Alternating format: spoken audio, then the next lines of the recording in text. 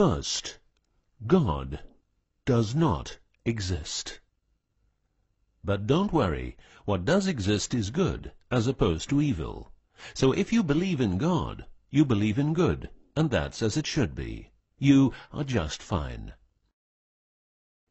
If you believe in evil, then you probably need a whack on the back of the neck with a big fucking stick.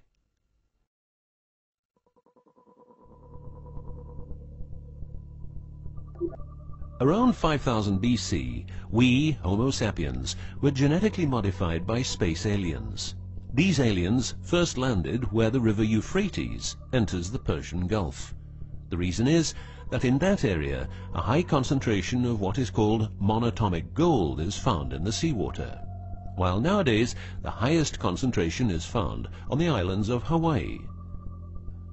The aliens were members of the Annunaki Empire, and were on a quest to find this metal that is supposed to enhance and repair all bodily functions and stop the body from aging. Monatomic gold is what is called a superconductive metal.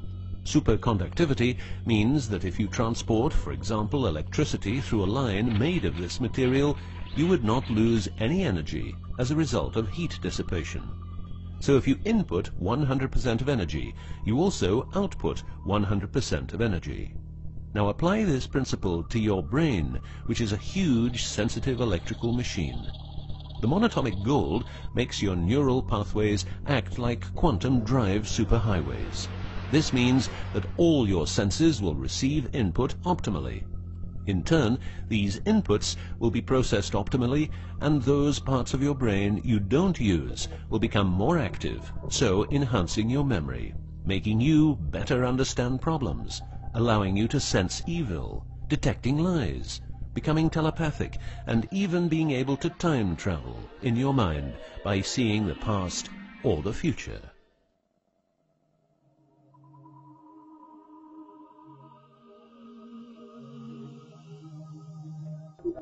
So the Annunaki, which is the name of the empire which includes races like the Saurian, or as they are called the Reptoids, the Argarians, or Nordics, because of their human looks, and the Greys from Zeta Reticula, were looking for monatomic gold. This involved enormous effort, because it had to be extracted from seawater, or by processing it in such a way that the gold, usually in pairs of 8 atoms per molecule, could be separated into individual particles. In this fashion, the monatomic elements were separated from the multi-atomic cousins. In a similar way, uranium-235 is produced. For the use as intelligent slaves, the Annunaki took a man, let's call him Adamski, and took out a part of a rib.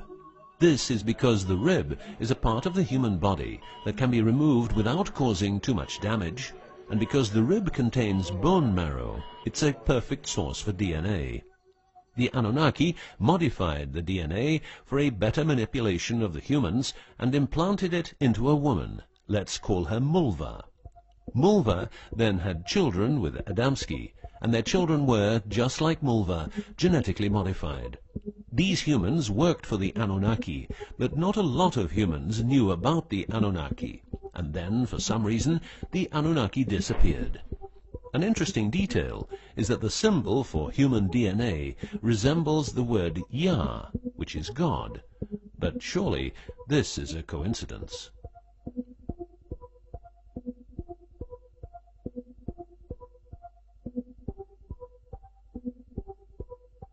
Now, some humans received part of the knowledge of the Annunaki. The last known humans were the Jewish people who carried the Ark on their journey from Egypt to the Promised Land. Before them, the Ark was in the lands of the Sumerians, Babylonians, and Tibetans. This Ark, not the Ark of Noah, was known to have powers beyond human imagination. It could levitate and deliver the fire of stars, a dangerous firework-like display of power that occurred when the monatomic elements became unstable. To make them stable again, you needed to know certain secrets, and with those secrets you could preserve the Ark and thus its powers. The humans who were close to the secrets of the Ark had long and prosperous lives. The best known was Methuselah, who lived to the age of 950. Wherever the Ark is, the culture thrives, and over the centuries it moved from Jerusalem to Rome to London, and is now supposed to be in the United States of America. The Ark always moves west, and will always keep moving west. From the very beginning, the people who own the Ark have never given it away, and great care is given to preserve the bloodline's purity of the holders of the Ark. Renowned conspiracy theorist David Icke studied the bloodline of George W. Bush. This he traced back all the way to the Sumerians, a people who lived in the southeastern part of what is now known as Iraq, where the river Euphrates meets the Persian Gulf.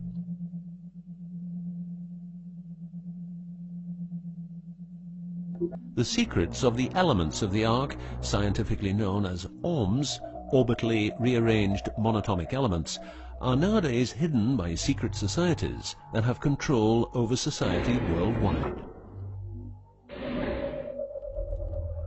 The word ORM is the same as the Hebrew word which means the tree of life. ORMs consist of 8 metals. These 8 metals are ruthenium, rhodium, palladium, and silver, known as the light platinum group, and osmium, iridium, platinum, and gold, known as the heavy platinum group. Gestation of these metals in monatomic form prolongs life and enhances and repairs bodily functions. By following what is called a wide-spectrum diet, we can provide our bodies with monatomic superconductive elements. In other words, by eating a lot of grapes, carrots, all blue and dark red fruit and vegetables, and also much other fruit, vegetables, and fish.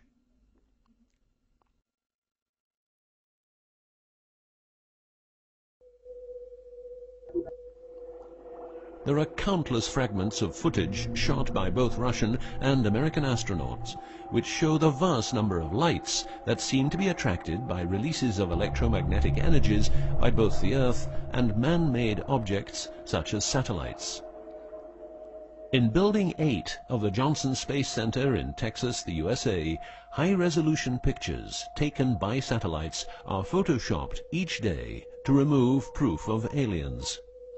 In the film The Secret NASA Transmissions, the footage, it becomes clear that astronauts have grown accustomed to these strange anomalies, and that even in 2000, an unprecedented cooperation between NASA, the Russian Space Agency, and a committee of UFO experts was formed to share knowledge on this subject. To better understand this whole story, a few revelations are in place. Everything vibrates because atoms vibrate, and that is because the subatomic particles are in harmonic resonance, a fancy word for vibration and keeping themselves in equilibrium. Gravity is vibration generated by the presence of mass, and it can be neutralized by altering the harmonic resonance of the gravitational field. In other words, if you generate vibrations, you can alter gravity, and with superconductive materials, the amount of energy needed for generating the vibrations is greatly reduced. A practical example of reducing one vibration with other vibrations is the use of anti-sound. If you instantaneously produce the exact opposite waveform that comes towards you in the form of sound, the sound will cease to exist. This is called destructive interference. One of the forms of creating anti-gravity is called auditive levitation, a method used by Tibetan monks to elevate rocks over 250 meters high and 250 meters distance. By arranging drums and trumpets extremely precisely, together with some 100 men chanting, all arranged in a precise manner, the monks, after about 5 minutes, could levitate a rock weighing a ton and place it exactly where they wanted it. Theorists around the world theorized that huge monuments like those of the Egyptians and Mayan people were built this way. Other examples of anti-gravity we find in the vast amount of UFO sightings. These UFO sightings are actually experiments run by governments in their search for anti-gravity propulsion.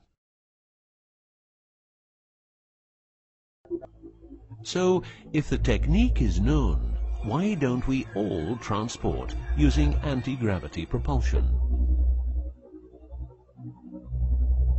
For each year of technological advance, the military advances 44 years. All science is merely a means to an end. The means is knowledge. The end is control. Who will be the beneficiary? What do they want? What they want is control. The establishment of a global economy which is totally predictable and can be manipulated in every sense. Ein Volk, ein Reich, ein Führer. What I am saying is that the vast majority of people is being controlled by the established upper class. I know this is like the plot of a bad movie, but stay with me for a minute. Anti-gravity exists. The ability for everyone to be a genius exists. Aliens exist, and much more efficient ways of producing energy exist. For example, the mighty engine, which produces the same amount of energy as a normal engine, but only using 5% of the fuel a normal engine uses. Or the PAP engine, which, without fuel, only driven by the power of zero-point energy and a small amount of noble gases, can deliver 500 horsepower for a period of 10 years. Or the Maternita machine of the Maternita commune, which has delivered 3 to 4 kilowatts out of thin air for the last 20 years. What would be the consequences for the upper class if they lose their monopolistic knowledge? What would happen to them if people would know about the secrets they're holding for us? If I don't need any more gasoline, what would happen? If I don't need any more electricity or gas, what would happen? If I don't need any more medicines from the pharmaceutical industry, what would happen? In order to ensure their powers, the upper class, some call them the Illuminati, handles a strict agenda.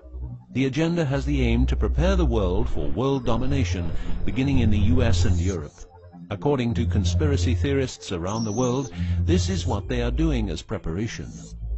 By the way, these people are extremely smart and fanatic, extremely rich, and they have tried it before. Then they were called the Nazis.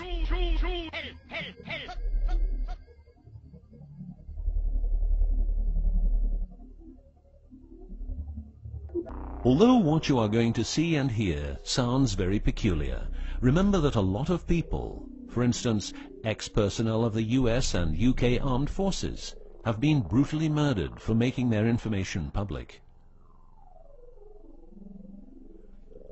Let's begin with 9/11, but first a little history. What the Second World War did for the US is that it gave the country such an economic lead that it could easily grow more comfortable in its already powerful role.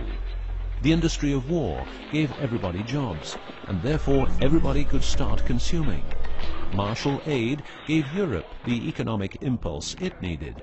In other words, war leads to flourishing economies and leaps forward in technology.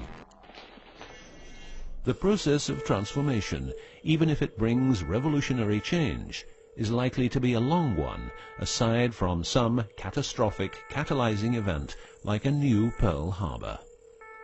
These are the words of a neocon think tank whose members count people like Dick Cheney, Wolfowitz, and Donald Rumsfeld.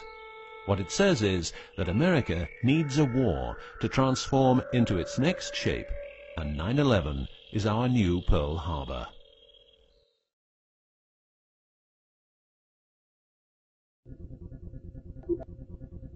In the manipulation of people, one of the strongest weapons is to make people believe someone else did it. What I'm trying to say is that the US government is trying to make the people believe Osama did it. But did Osama do it? Did you know that 6 weeks before the WTC towers collapsed, the owner had a new insurance policy made up, ensuring that the owner, if the towers would collapse due to a terrorist attack, would receive the amount of $3.5 billion. The owner, because 2 towers went down, tried to claim 2 times $3.5 billion, but only received 2.2. What happened to building number 7?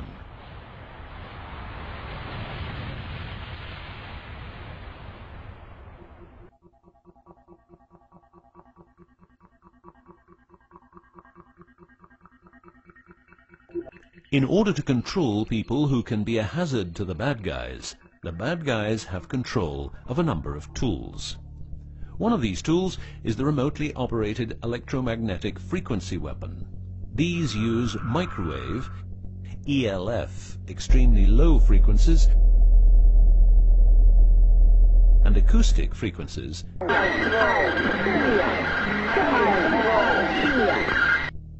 to covertly attack and harass innocent citizens.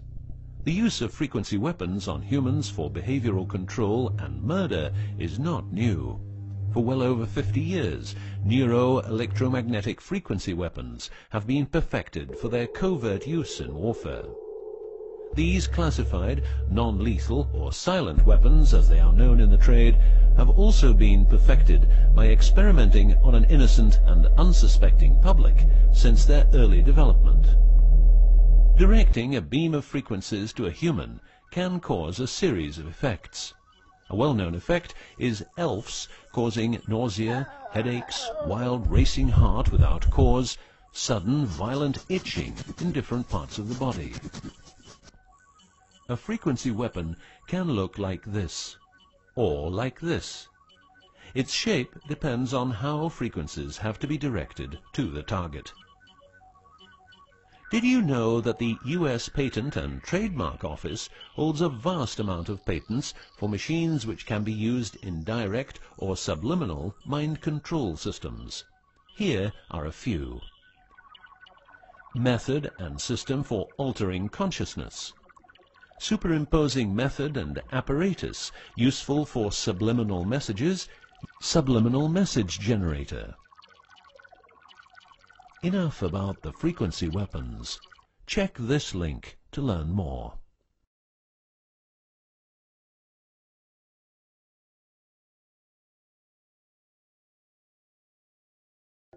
You will realize that to control people, you have to know what they are communicating. So in the 1950s, the UK and USA decided to set up the world's biggest espionage network to make sure all communications between Russians and spies or allies were monitored. This system has continuously been updated since the day it became operational. The system's name is Echelon and consists of a vast network of listening posts, extremely advanced computers, an enormous number of people, dishes, and taps. Echelon's computers capture every communication via Internet, GSM, UMTS, landlines, TV and radio broadcasts, satellite communications, private, military, and diplomatic, and listens to every word. The computers work with a list of keywords, and when a message contains one or more keywords, the message is directed to a specialist who examines the message. If it is suspicious, further action may be taken. Echelon centers are around the world, but here are the best-known locations. Menwith Hill, North Yorkshire, England. HARP, Remote Mind Control Computer Center, Alaska. Pine Gap, near Alice Springs, Northern Territory, Australia.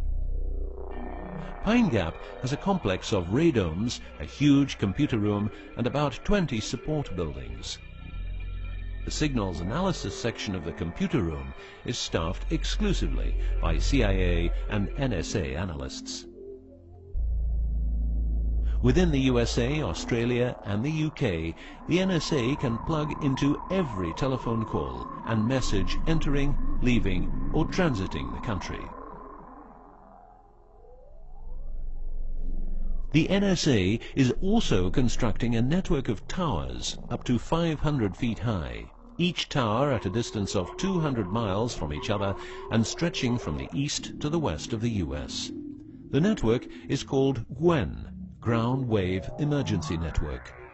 This network transmits very low frequencies combined with ultra-high frequencies and is used in case the communication systems in the US are rendered useless because of a nuclear attack. Coincidentally, the frequencies of GWEN coincide with the frequencies being used by frequency weapons. Also coincidental is the fact that mobile telephone systems like GSM and UMTS also operate in the same frequency areas as some frequency weapons.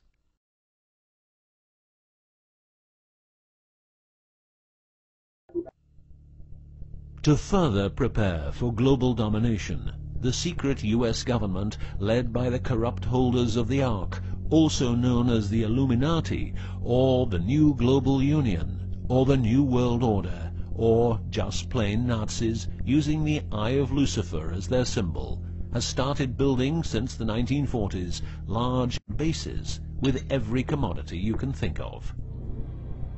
These bases are basically large cities underground connected by high-speed magneto-leviton trains that have speeds up to Mach 2. According to Phil Schneider, the black budget is a secret budget that garners 25% of the gross national product of the United States. The black budget currently consumes trillions of dollars per year. Presently, there are over 129 deep underground military bases, or DUMBs, in the United States. These underground bases were built using nuclear-powered laser drills that can drill 7 miles per day. Also, dedicated nuclear explosions were held to create large underground spaces. A lot of contractors work in these places, but never more than 3 to 4 weeks. Always under strict supervision, and before entering a site they are warned that if they talk about what they see, it will cost them their lives.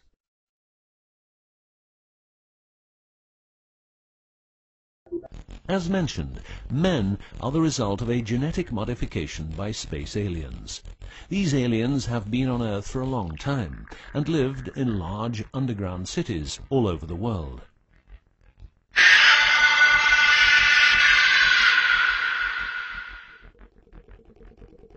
Collaboration with modern governments began as early as 1933 with the Bavarian Illuminati and Thule secret societies, and this collaboration was brought into America via the CIA, which was established with the help of American Nazi agents as well as European Nazis who were brought into America through Project Paperclip and other operations.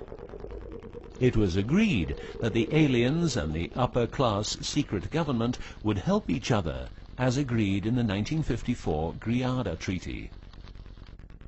By 1979, the aliens didn't respect the treaty at all, and it was in this year when, at Dulce Air Force Base, a huge underground base was being built, and during excavation, an underground alien city was discovered.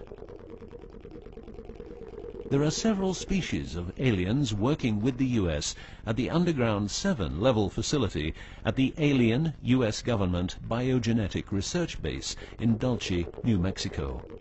The reason they help the U.S. government is because the aliens need space here on Earth for conducting experiments on humans and storing humans in suspended states for reasons unknown. In exchange, the aliens give the U.S. government technology. Examples of these technologies are stealth aircraft, anti-gravity propulsion, genetic research, quantum technologies, computer technology, biological warfare, medicine, GSM, etc.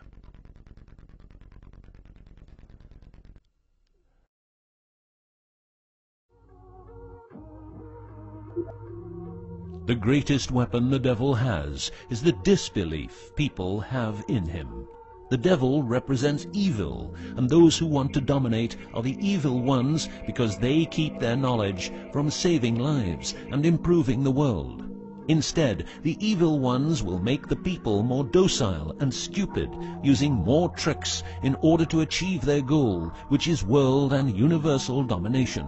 The story of the aliens seems so unreal that, like the devil, it is subject to ignorance and ridicule, and that is its greatest weapon.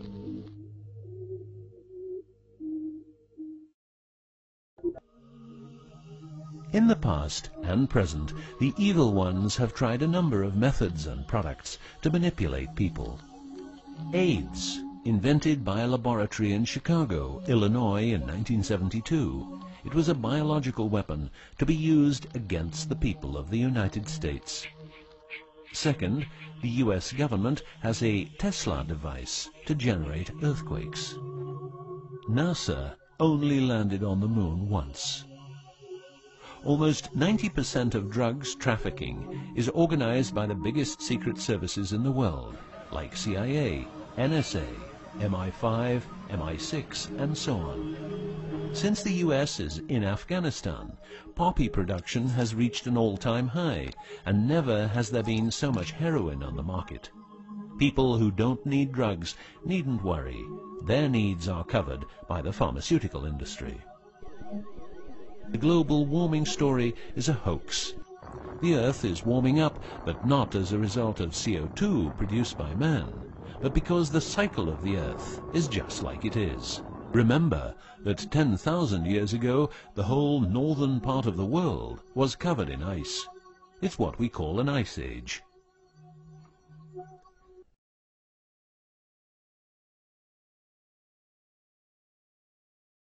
The Ark, in its recent form, started its journey in the deserts of Egypt and was carried to the Holy Land by the Jewish people.